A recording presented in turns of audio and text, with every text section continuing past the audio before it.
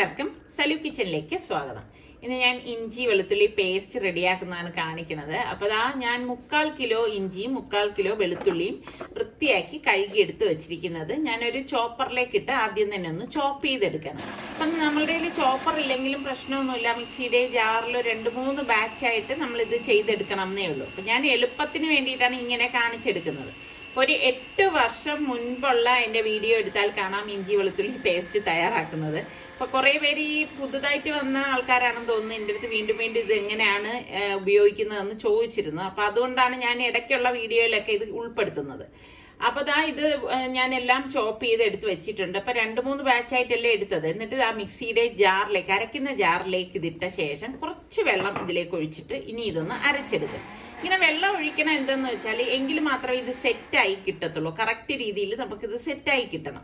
അപ്പൊ ഞാൻ ഈ ഫസ്റ്റ് ബാച്ച് അടിച്ചെടുത്തത് ഒരു പാത്രത്തിലേക്ക് മാറ്റുവാണ്. ഇങ്ങനെ നമുക്ക് 2 ബാച്ചായിട്ട് ഇതൊന്ന് അരച്ചെടുക്കണം. അപ്പൊ വെള്ളം ഒഴിക്കുമ്പോൾ കൂടിപ്പോരുത്. കൂടിപ്പോയി കഴിഞ്ഞാൽ ഇതിന്റെ ടെക്സ്ചർ മാറിപ്പോവും. അത് പ്രത്യേകം ഒന്ന് ശ്രദ്ധിച്ചേക്കണം. ഒരു പിടുത്തം കിട്ടാൻ വേണ്ടിയിട്ട് മാത്രമാണ് നമ്മൾ വെള്ളം ഇതിലേക്ക് ആഡ് ചെയ്യുന്നത് തന്നെ. അപ്പൊ ദാ ഇതുപോലെ നമ്മൾ എല്ലാം അരച്ചെടുക്കണം. അരച്ചെടുത്ത ശേഷം ഇനിയിപ്പോ ഇത് നമുക്ക് ഒരു സ്പൂൺ കൊണ്ട് നന്നായിട്ടൊന്ന് മിക്സ് ചെയ്ത് കൊടുക്കാം. അപ്പം ഇത് മിക്സ് ആക്കുന്ന എന്താന്ന് വെച്ചാൽ ഇപ്പൊ ഇഞ്ചിയും വെളുത്തുള്ളിയും എല്ലാം എല്ലായിടത്തും ഒരേപോലെ വരാൻ വേണ്ടിയിട്ടാണ് നമ്മളിത് ഇതുപോലെ ഒന്ന് മിക്സ് ചെയ്ത് എടുക്കുന്നത്. അപ്പൊ 2-3 മിനിറ്റ് നമ്മൾ ഇതൊന്ന് മിക്സ് ചെയ്തെടുത്താൽ മതി. അപ്പൊ ഇനിയിപ്പോ നമുക്കിത് സെറ്റ് ചെയ്യണം. സെറ്റ് ചെയ്യാൻ വേണ്ടി ഞാൻ സ്റ്റീൽ പ്ലേറ്റ് ആണ് എടുത്തിരിക്കുന്നത്.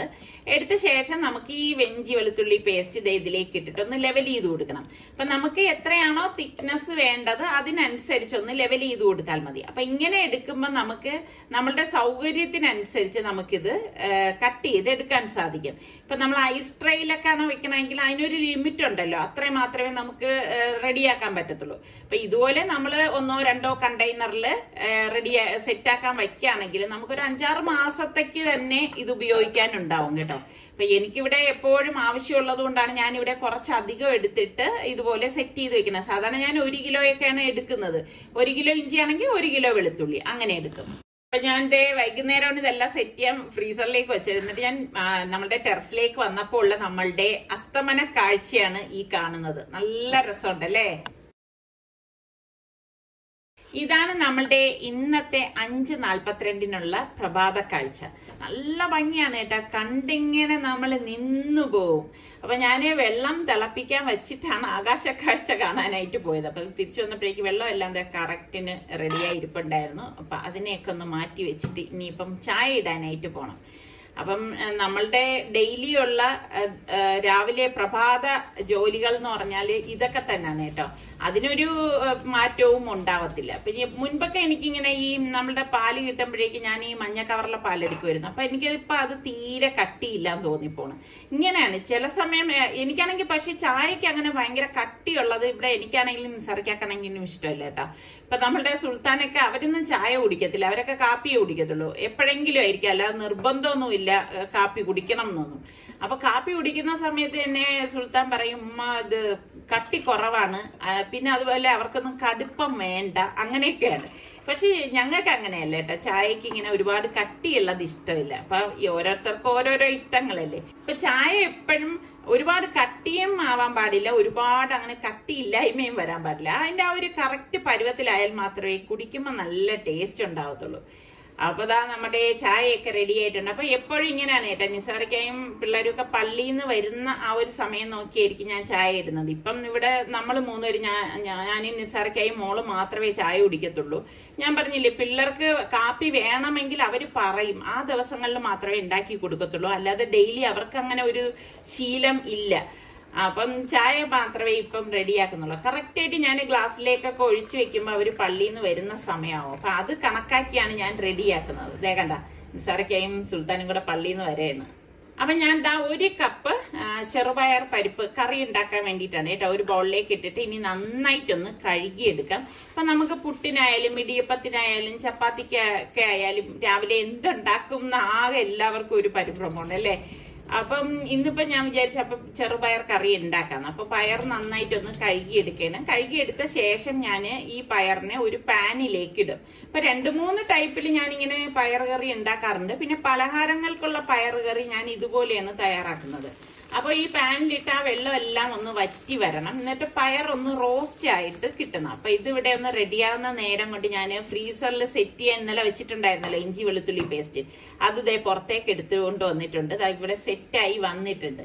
അപ്പൊ ഞാൻ ഇനി കാണിച്ചു തരാം എങ്ങനെയാണെന്ന്. അത് അവിടെ ഇരിക്കട്ടെ. അപ്പൊ പയർ ഇവിടെ ഞാൻ മൂത്ത് വരുന്ന അനുസരിച്ച് ഇതാ ഒന്ന് ഇളക്കി കൊടുക്കുകയാണ്. അപ്പൊ ഇത്രയും മാത്രം മതിയാകും, ഒരുപാട് അങ്ങ് മൂത്ത് വേണ്ട ആവശ്യമില്ല. അപ്പൊ ഇനിയിപ്പൊ ഈ പയർ ഞാൻ എന്താ ഒരു പ്രഷർ കുക്കർ എടുത്തിട്ടുണ്ട്. ഈ പ്രഷർ കുക്കറിലേക്ക് നമുക്കിത് ഇട്ട് കൊടുക്കാം. അപ്പൊ ഇട്ട് കൊടുത്ത ശേഷം ഞാൻ ഇതിലേക്ക് 2.5 കപ്പ് വെള്ളം ഒഴിച്ചു കൊടുക്കാണ്. ഇതോടൊപ്പം തന്നെ ഒരു 4 അല്ലി വെളുത്തുള്ളിയും ഒരു 3 പച്ചമുളകും കൂടി കീറി ഇട്ട് കൊടുക്കും. അപ്പൊ വെളുത്തുള്ളിയൊക്കെ ഇടുമ്പോഴാണ് ഇതിന് ടേസ്റ്റ് കൂടുന്നത് കേട്ടോ. ഇനി ഞാനൊരു 1/4 ടീസ്പൂൺ മഞ്ഞൾപ്പൊടിയും പാകത്തിനുള്ള ഉപ്പും ഇട്ടിട്ട് പ്രഷർ കുക്കർ മൂടി വെയിറ്റ് ഇട്ടിട്ട് ഒരു 4 വിസിൽ വരെ ഇതൊന്ന് വേവിച്ചെടുക്കും. പിന്നെ ഓരോരുത്തരുടെ കുക്കറിനെ ഡിപ്പെൻഡ് ചെയ്തിരിക്കും വേകുന്ന ടൈം എന്ന് പറയുന്നത്. അപ്പൊ ദാ ഇഞ്ചി വെളുത്തുള്ളി പേസ്റ്റ് ഞാൻ ദാ ഒരു പാത്രത്തിൽ നിന്ന് കട്ടിംഗ് ബോർഡിലേക്ക് മാറ്റിയിരിക്കുകയാണ്. അപ്പൊ ദാ ഇങ്ങനെയാണ് ഇരിക്കുന്നത്. അപ്പൊ ഇനി ഇത് നമുക്ക് ഇഷ്ടമുള്ള ആകൃതിയിൽ അല്ലെങ്കിൽ ഇഷ്ടമുള്ള സൈസിൽ ഇത് കട്ട് ചെയ്തെടുക്കാം. അപ്പൊ ഇങ്ങനെയാണ് ഞാൻ ഇഞ്ചി വെളുത്തുള്ളി പേസ്റ്റ് തയ്യാറാക്കുന്നത്. ഞാൻ പറഞ്ഞില്ലേ, ഞാൻ എന്റെ ഒരു 8 വർഷം മുന്നേ ഉള്ള വീഡിയോ നിങ്ങൾ ജിഞ്ചർ ഗാർലിക് പേസ്റ്റ് സലു കിച്ചൻ എന്ന് പറഞ്ഞ് സെർച്ച് ചെയ്ത് കഴിഞ്ഞാൽ അതിന്റെ വീഡിയോസ് ഒക്കെ നിങ്ങൾക്ക് കിട്ടും. പക്ഷെ അന്ന് അത്രത്തോളം ഒരു ക്ലാരിറ്റിയോ ഒന്നും ഉണ്ടായിരുന്നില്ല. കാരണം ആ യൂട്യൂബ് തുടങ്ങിയ സമയത്താണ് ഞാൻ അത് പോസ്റ്റ് ചെയ്തിരുന്നത് കേട്ടോ. പിന്നെ അത് കഴിഞ്ഞ് ഞാൻ എന്റെ വ്ളോഗിലൊക്കെ ഇത് ഉണ്ടാക്കുന്നതും ഇതുപോലെ കട്ട് ചെയ്ത് വെക്കുന്നതും ഒക്കെ ഇടയ്ക്കിടയ്ക്ക് കാണിച്ചിട്ടുണ്ടായിരുന്നു. പക്ഷെ പുതിയതായിട്ട് വരുന്ന കുറെ വ്യൂവേഴ്സ് ഉണ്ടായിരുന്നു. അപ്പൊ അവര് കാണുമ്പോൾ ഇത് പുതുതാണല്ലോ. അപ്പൊ അതുകൊണ്ടാണ് ഞാനിപ്പം പാചകത്തിൽ ഇത് ചേർക്കുമ്പോ പലരും ചോദിക്കണത് അത് എന്തിട്ടാ അതെങ്ങനെ അങ്ങനെ ഇരിക്കുന്നൊക്കെ ഒരുപാട് പേര് സംശയം ചോദിച്ചിരുന്നു. അപ്പൊ പിന്നെ ഞാൻ ഉണ്ടാക്കുന്ന സമയത്ത് നിങ്ങളുമായിട്ട് ഷെയർ ചെയ്യാന്ന് വിചാരിച്ചു. അപ്പം കാണാത്തവർക്ക് വേണമെങ്കിൽ ഇതുപോലെ യൂസ്ഫുൾ ആവണമെങ്കിൽ വളരെ ഉപകാരമല്ലേ. അപ്പൊ ഞാൻ ഇതുപോലെ ഒരു കവറിൽ സിപ്ലോ കവറിലാക്കി വെക്കുകയാണ് ചെയ്യണത്. നമുക്ക് എത്രയാണോ വേണ്ടത് അതിനനുസരിച്ച്. എന്റെ ഒരു അഭിപ്രായത്തിലാണെങ്കിൽ നമ്മളുടെ ചെറിയ ചെറിയ സിപ്ലോ കവർ ഉണ്ടെങ്കിൽ ഇങ്ങനെ ഒരു 3-4 കവറുകളിൽ ഇതുപോലെ സെറ്റ് ചെയ്ത് വെക്കുന്നതാണ് നല്ലത് കേട്ടോ. അപ്പം എന്താ വെച്ചാല് ഇപ്പൊ ഒരു കവർ എടുത്തു കഴിഞ്ഞാൽ പിന്നെ നമുക്ക് ബാക്കിയുള്ളതെല്ലാം ഒന്നും നമ്മൾ ടച്ച് ആവുന്നില്ലല്ലോ. അപ്പൊ അതവിടെ കേടുകൂടാതെ സൂക്ഷിക്കുകയും ചെയ്യാം. അപ്പൊ ദാ ഈ കണ്ടെയ്നർ വെച്ചതാണ് ഇത്. അപ്പൊ കണ്ട അടിക്ക് ഇങ്ങനെ ഒട്ടി പിടിച്ചിരിക്കുകയോ ഒന്നും ചെയ്യത്തില്ല. അപ്പൊ ഈ ഒരു അളവിൽ നിങ്ങൾ തയ്യാറാക്കണമെങ്കിൽ എളുപ്പമാണ്. അപ്പൊ പെട്ടെന്ന് നമുക്കൊരു ഗസ്റ്റ് ഒക്കെ വരണമെങ്കിൽ നമ്മൾ ഇഞ്ചിയും വെളുത്തുള്ളിയും ഒന്നും പൊളിക്കാനോ എടുക്കാനോ ഒന്നും പോകണ്ട. നമുക്ക് വേഗം ഇത് റെഡിയാക്കി എടുക്കാം. അപ്പൊ നമ്മൾ ഫ്രീസറിൽ അല്ലാതെ സൂക്ഷിക്കുകയാണെങ്കിലുള്ള പ്രശ്നം വെച്ചാൽ കറണ്ട് പോയി കഴിഞ്ഞാൽ സാധനം ചീത്താവാൻ സാധ്യതയുണ്ട്. അപ്പൊ ഇത് ഫ്രീസായി ഇരിക്കുന്നത് കൊണ്ട് തന്നെ പെട്ടെന്ന് ഒന്നും സംഭവിക്കത്തൊന്നുമില്ല. ഞാൻ പറഞ്ഞില്ലേ, ഞാൻ വർഷങ്ങളായിട്ട് ഇങ്ങനെ യൂസ് ചെയ്യുന്നതാണ്. അപ്പൊ ദാ ഞാന് 2 സിപ്ലോ കവറിലാക്കി വെച്ചിരിക്കുകയാണ്. ഒരെണ്ണം വലുതും ഒരെണ്ണം ചെറുതും. ഇതിപ്പോ എനിക്ക് കുറെ ദിവസത്തേക്ക് ഉണ്ടാവും. അപ്പൊ ഇനി ഇതിപ്പോ ഞാന് ഇതിപ്പം ഞാൻ സൂക്ഷിക്കണമെന്ന് വെച്ചാൽ ഫ്രീസറിലേക്ക് വെക്കുകയാണ് ചെയ്യണത്. കണ്ടോ, എളുപ്പമല്ലേ അത്. അപ്പൊ ഫ്രീസറിൽ വെച്ചിരുന്നാൽ നമുക്ക് ആവശ്യത്തിനനുസരിച്ച് കറികൾ ഉണ്ടാക്കുമ്പോൾ ഒരു പീസെങ്കിൽ ഒരു പീസ് അല്ലെങ്കിൽ 2 പീസ് ആയിട്ട് നമുക്കിത് ഉപയോഗിക്കാൻ പറ്റും. അപ്പൊ ദാ നമ്മളുടെ പയർ വെന്ത് വരുന്നുണ്ട്. അപ്പൊ ഞാൻ ഇവിടെ 1/2 കപ്പ് തേങ്ങ, ഒരു 4 വെളുത്തുള്ളി അല്ലി, ഒരു 3-4 ചുവന്നുള്ളി, പിന്നെ ഒരു പച്ചമുളക്, 1 ടീസ്പൂൺ ചെറിയ ജീരകം, 1/2 ടീസ്പൂൺ മഞ്ഞൾപ്പൊടി, 1/2 ടീസ്പൂൺ മുളക് പൊടി. ഇതാണ് ഇതിന്റെ അരപ്പിനായിട്ട് ഞാൻ എടുത്തിരിക്കുന്നത്. അപ്പൊ ഇത് നമുക്ക് ഇനി ഒന്ന് മിക്സിയുടെ ജാറിലേക്ക് ഇട്ടിട്ട് അരച്ചെടുക്കാം. ഇപ്പോഴും നമ്മൾ അരച്ചെടുക്കുമ്പം ആദ്യമേ നമ്മൾ ഒന്ന് വെള്ളം ചേർത്ത് അരച്ചെടുക്കണ്ട. ഒന്ന് കറക്കി എടുത്ത ശേഷം മാത്രം വെള്ളം ചേർത്ത് അരച്ചെടുത്താൽ മതി. അപ്പൊ ദാ ഞാൻ ഇവിടെ ഒന്ന് കറക്കി എടുത്തിട്ടുണ്ട്. ഇനി ഇതിലേക്ക് നമുക്ക് പാകത്തിനുള്ള വെള്ളം കൂടി ഒഴിച്ചിട്ടൊന്ന് അരച്ചെടുക്കാം. അപ്പൊ പെട്ടെന്ന് നമുക്ക് റെഡിയാക്കി എടുക്കാൻ പറ്റുന്നതാണ് ഈ പയർ കറി എന്നൊക്കെ പറഞ്ഞാല്. ഇപ്പൊ രാവിലെയും ഉച്ചയ്ക്കും നമുക്ക് ഉപയോഗിക്കുകയും ചെയ്യാം. ഇപ്പൊ ഞാന് മിക്സിയുടെ ജാറിലേക്ക് ഒരു 2 കപ്പ് വെള്ളം ഒഴിച്ചു കൊടുക്കുന്നുണ്ട്. നീർദോശ തയ്യാറാക്കാൻ വേണ്ടിയാണ് കേട്ടോ. ഇതിലേക്ക് ഞാൻ 1/2 കപ്പ് തേങ്ങ ഇട്ട് കൊടുക്കാണ്. ഇതോടൊപ്പം തന്നെ ഞാൻ വറുത്ത അരിപ്പൊടിയാണ് എടുത്തിരിക്കുന്നത്. അത് 2 കപ്പ് ചേർത്ത് 1 ടീസ്പൂൺ പെരിഞ്ജീരകം ഇതുപോലെ ഇട്ട് കൊടുക്കും. പാകത്തിനുള്ള ഉപ്പും കൂടി ഇട്ടിട്ട് നമുക്കിനി ഇതൊന്ന് അടിച്ചെടുക്കണം. അപ്പൊ ആദ്യമേ വെള്ളം ചേർക്കുന്നത് മിക്സിയുടെ ജാറിൽ ഒട്ടിപ്പിടിച്ചിരിക്കാതിരിക്കാനാണ്. എന്നിട്ട് ഞാൻ ഇതൊന്ന് അടിച്ച ശേഷം ഇതിലേക്ക് ഞാൻ 1 മുട്ട കൂടി ചേർക്കുന്നുണ്ട്. മുട്ട കൂടി ചേർത്തിട്ട് നല്ലതുപോലെ ഒന്ന് അടിച്ചെടുക്കാം. മുട്ട ചേർത്തില്ലെങ്കിലും പ്രശ്നമൊന്നുമില്ല. മുട്ട ചേർത്തിട്ട് എടുക്കുമ്പോൾ കുറച്ചുകൂടി ടേസ്റ്റ് ആണ്. ഒന്ന് അടിച്ച ശേഷം വീണ്ടും ഞാൻ തുറന്നിട്ട് 1 ടീസ്പൂൺ എണ്ണ കൂടെ ഒഴിച്ചു കൊടുക്കണം. ഞാൻ വെളിച്ചെണ്ണയാണ് ഒഴിച്ചു കൊടുത്തിരിക്കുന്നത് കേട്ടോ. ഇനി ഇത് വീണ്ടും ഒന്ന് അടിച്ചെടുക്കണം. അപ്പൊ നമ്മളുടെ നീർദോശയുടെ ബാറ്റർ ഇവിടെ റെഡി ആയിട്ടുണ്ട്. നീർദോശ തന്നെ പല രീതിയിൽ നമുക്ക് തയ്യാറാക്കിയെടുക്കാം. അപ്പൊ ഈ ബാറ്ററിൽ ഇനി വെള്ളം ഒഴിച്ച് നല്ലതുപോലെ ഒന്ന് ലൂസാക്കി എടുക്കണം. കണ്ടോ, നല്ലതുപോലെ. അതായത് നീർദോശയല്ലേ, അപ്പൊ അധികം കനമില്ലാത്തതാണ് ഈ ദോശ എന്ന് പറയുന്നത്. അപ്പൊ നമ്മളുടെ അതിന്റെ ബാറ്റർ റെഡി ആയിട്ടുണ്ട്. അപ്പൊ പെട്ടെന്ന് നമുക്ക് റെഡിയാക്കി എടുക്കാനും പറ്റും. അപ്പൊ സ്റ്റീം പോയ ശേഷം ഞാൻ പ്രഷർ കുക്കർ ഓപ്പൺ ചെയ്തു. നമ്മളുടെ പയറൊക്കെ വെന്ത് വന്നിട്ടുണ്ട്. എന്നാൽ വെന്ത് ഉടഞ്ഞു പോയിട്ടില്ല. അതുകൊണ്ടാണ് നമ്മൾ ഇത് വറുത്തിട്ട് വേവിച്ചെടുത്തത് കേട്ടോ. അപ്പൊ നമ്മൾ ഈ അരച്ച് വെച്ചിരിക്കുന്ന അരപ്പുണ്ടല്ലോ, ആ അരപ്പ് ഇതിലേക്ക് ഒഴിച്ചു കൊടുക്കാം. ഒഴിച്ചു കൊടുത്ത ശേഷം നമുക്ക് ഇതൊന്ന് മിക്സ് ചെയ്തിട്ട് നമുക്ക് മിക്സിയുടെ ജാറിൽ തന്നെ ഇതിലേക്ക് ആവശ്യത്തിനുള്ള വെള്ളം കൂടി ഇതുപോലെ ഒഴിച്ചു കൊടുക്കണം. ഒഴിച്ചു കൊടുത്തിട്ട് നമ്മൾ ഇളക്കി നോക്കണം. അപ്പൊ വെള്ളത്തിന്റെ അളവ് വേണമെങ്കിൽ കൂട്ടി കൊടുക്കണം, അല്ലാന്നുണ്ടെങ്കിൽ ഈ ഒരു രീതി എടുത്താൽ മതി. അപ്പൊ ഞാൻ നോക്കിയപ്പോഴേക്കും ഉപ്പ് കുറച്ച് കുറവുണ്ട്. അപ്പൊ ഞാൻ കുറച്ചുകൂടി ഉപ്പ് ഇതിലേക്ക് ചേർത്ത് കൊടുത്തിട്ട് അതൊന്ന് മിക്സ് ചെയ്ത് ഗ്യാസ് ഓൺ ചെയ്ത് കൊടുത്തിട്ടുണ്ട് കേട്ടോ. അപ്പൊ ഇനി ഇതിപ്പോ ഒന്ന് തിളച്ചാൽ മാത്രം മതി. തിള വരുമ്പോഴേക്ക് ഗ്യാസ് ഓഫ് ചെയ്ത ശേഷം നമുക്കിനി ഇത് താളിച്ചിടണം. അപ്പൊ ഞാൻ അതിന് മുൻപ് ഈ കറി ഒരു ബൗളിലേക്ക് ഒഴിച്ചു കൊടുക്കാണ്. നല്ല മണമാണ് കേട്ടോ ഈ ഒരു കറിക്ക്, നല്ല വെളുത്തുള്ളിയുടെയും കൊച്ചുള്ളിയുടെയും ഒക്കെ. അപ്പൊ താളിക്കാൻ വേണ്ടി വെളിച്ചെണ്ണയിലേക്ക് കുറച്ച് കടുകും ഇതുപോലെ തന്നെ വറ്റൽ മുളകും ഇട്ട് കൊടുക്കാണ്. എന്നിട്ട് ഗ്യാസ് ഓഫ് ചെയ്തിട്ട് ഒരു 1/4 ടീസ്പൂൺ മഞ്ഞൾപ്പൊടിയും കുറച്ച് കറിവേപ്പിലയും കൂടി ഇട്ട് കൊടുക്കാം. അപ്പൊ കറിക്ക് നല്ല ഒരു കളർ കിട്ടാനാണ് നമ്മൾ ഇങ്ങനെ ചെയ്യണത്. എന്നിട്ട് നമുക്ക് ഈ താളിച്ചത് ചൂടോടുകൂടി തന്നെ നമ്മളുടെ ഈ പയറുകറിയിലേക്ക് ഒഴിച്ചു കൊടുക്കാം. അപ്പൊ വേഗത്തിൽ തയ്യാറാക്കി എടുക്കാൻ പറ്റുന്ന അടിപൊളി പയറുകറി റെഡി ആയിട്ടുണ്ട്. ഇത് ചപ്പാത്തിക്കും പൂരിക്കും പൊറോട്ടയ്ക്കും ഒക്കെ പറ്റിയ ഒരു കറി തന്നെയാണ് കേട്ടോ. അപ്പൊ നിങ്ങൾ എല്ലാവരും ഒന്ന് ട്രൈ ചെയ്ത് നോക്കണേ. അപ്പൊ ഞാൻ ഗ്യാസ് ഓൺ ചെയ്തിട്ട് ഇന്നലെ ഉണ്ടാക്കിയ മീൻകറിയാണ് കേട്ടോ ഇതൊന്ന് ചൂടാക്കി വെക്കുകയാണ്. അപ്പൊ രാത്രി ഞാനൊന്ന് ഇത് തിളപ്പിച്ച് വെച്ചിട്ടുണ്ടായിരുന്നു. ഇന്ന് ഇത് കഴിക്കാൻ നല്ല ടേസ്റ്റ് ആയിരിക്കും. അപ്പൊ ഇങ്ങനെ തിളപ്പിച്ച് വെക്കുമ്പോൾ പെട്ടെന്ന് ചീത്താവത്തില്ല. അപ്പൊ ഞാൻ നീർദോശ ഉണ്ടാക്കാൻ വേണ്ടി പാൻ അടുപ്പത്തേക്ക് വെക്കുകയാണ്. അപ്പൊ എളുപ്പത്തിന് വേണ്ടിയിട്ടാണ് ഇതുപോലെ 2 പാനൊക്കെ വെക്കുന്നത് കേട്ടോ. അപ്പം ഇതിലേക്ക് ഞാൻ എളുപ്പം ഇളകി കിട്ടാൻ വേണ്ടിയിട്ട് കുറച്ച് ബട്ടറാണ് ഒന്ന് ബ്രഷ് ചെയ്ത് കൊടുക്കുന്നത്. എന്നിട്ട് നമ്മളുടെ നീർദോശയുടെ മാവ് ഇതുപോലെ കോരി ഒഴിച്ച് വേണം നമ്മളിത് റെഡിയാക്കി എടുക്കാൻ. അപ്പൊ അതിൽ നിന്ന് ഒരു പാന് വിട്ട് കിട്ടുന്നില്ലായിരുന്നു. അപ്പൊ പിന്നെ ഞാൻ ആ പാൻ ഒന്ന് മാറ്റിയിട്ട് ഈ ഒരു പാൻ അടുപ്പത്തേക്ക് വെച്ചു. കാരണം എല്ലാവരും വിശന്നിരിക്കുകയാണ്. അപ്പൊ ഇനിയിപ്പം കാത്തു നിൽക്കാൻ സമയമില്ല. നമ്മൾ ഇത് കോരി ഒഴിച്ച് ഉടൻ തന്നെ ഇത് റെഡിയായി കിട്ടും. അതാണ് ഒരു നീർദോശയുടെ ഗുണം എന്ന് പറയുന്നത്.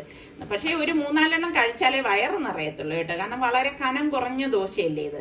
അപ്പൊ നമ്മളുടെ ഇന്നത്തെ ബ്രേക്ക്ഫാസ്റ്റ് എന്ന് പറയുന്നത് നീർദോശയും നല്ല പയറുകറിയാണ്.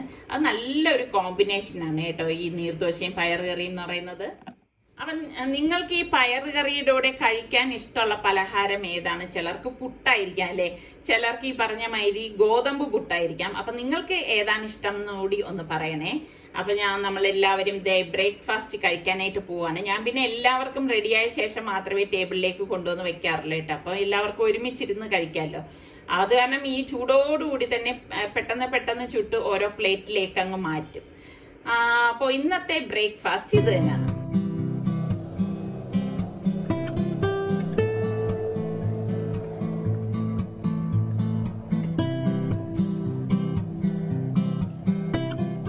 എനിക്ക് തോന്നുന്നു ഇതിനെക്കാളും യഥാർത്ഥത്തിൽ കാർ ഓടിക്കുന്നതാണ് നല്ലതെന്ന് തോന്നുന്നു. ഇതില് പഠിക്കാൻ പോണില്ല, ഭയങ്കര സ്ട്രെയിനാണ്. ഇതില് പഠിക്കാനൊന്നും പോണില്ല.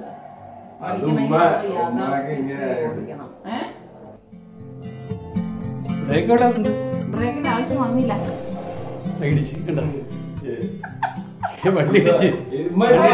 ഇപ്പൊ മനസ്സിലായി എന്തുകൊണ്ട് ഇവിടെ ഓടിക്കുന്നത് നല്ലതാണെന്ന്.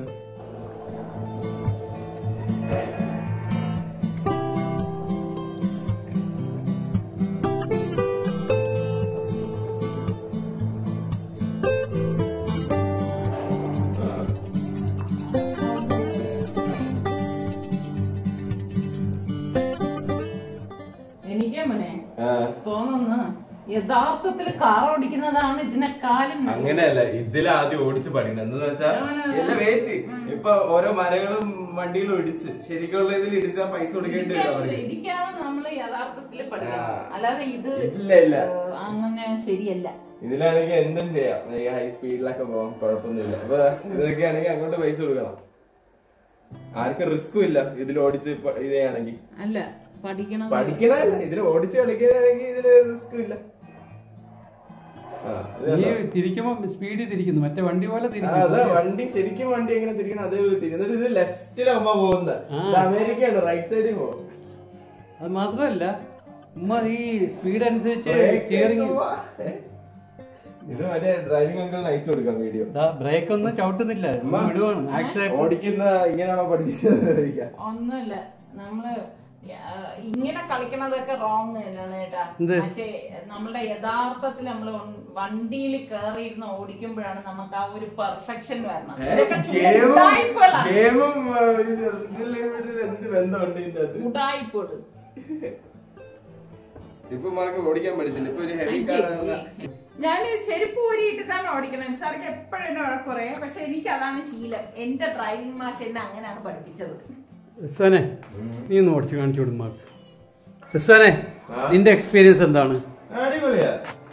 ഒരു അടിപൊളിയല്ല കേട്ടാ. നമ്മള് യഥാർത്ഥത്തില് നമ്മളൊരു കാറിൽ കയറിയിരുന്ന് വണ്ടി ഓടിക്കുന്നതാണ് എക്സ്പീരിയൻസ് എന്ന് പറയുന്നത്. ഇതൊക്കെ ചുമ്മാ ഉടായിപ്പോള് തന്നെയാടേ. അത് ഗെയിമും ഇതുമായിട്ട് എന്ത് ബന്ധം? ഇപ്പൊ ഓടിക്കാൻ ഒന്നും അറിഞ്ഞോടെങ്കിൽ ഇത് ചെയ്യുന്നതല്ലേ ഭേദം. ഇത് ഓടിക്കാൻ അറിയണോണ്ട് പറയണേ. അത് ഒന്നുമല്ല.